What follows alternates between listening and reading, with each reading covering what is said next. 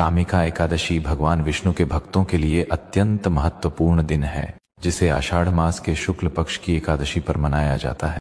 इस साल यह एकादशी 21 जुलाई 2025 को होगी। कहा जाता है कि इस दिन भगवान विष्णु अपने भक्तों पर विशेष कृपा बरसाकर उन्हें अनंत आशीर्वाद प्रदान करते हैं। कामिका शब्द का मतलब है इच्छाओं की पूर्ति।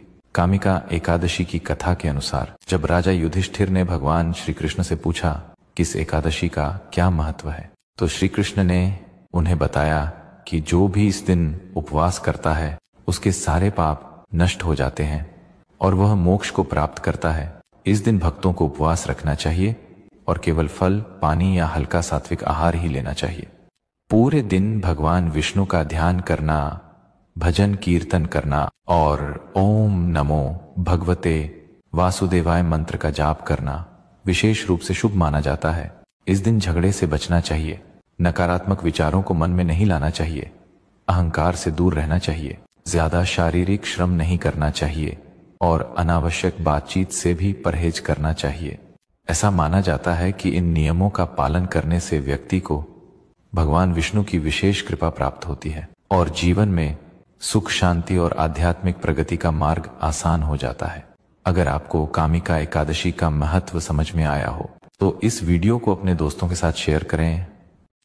21 जुलाई सोमवार को ये पड़ रही है सावन मास की कृष्ण एकादशी, जिसे कामिका एकादशी कहा जाता है। यदि आप पापों से मुक्ति या भाग्य बदलना चाहते हो तो ये उपाय आज ही कर लो। अब उपाय सुनो।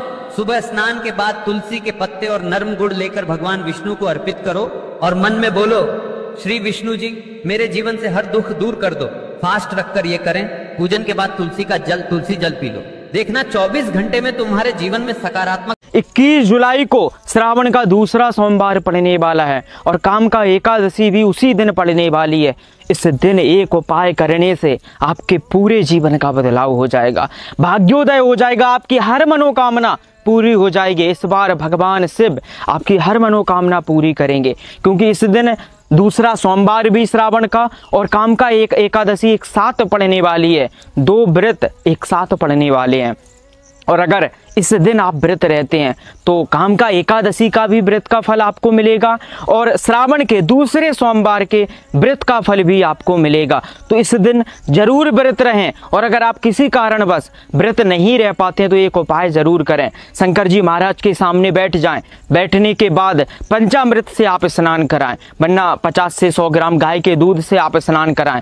कराने के बाद अपने बाएं हाथ में चावल लें और दाहिने हाथ से 108 बार इस मंत्र को बोलकर ओम नमो भगवते रुद्राय नमः नमः बोलते हुए 108 बार आपको चावल चढ़ाने हैं।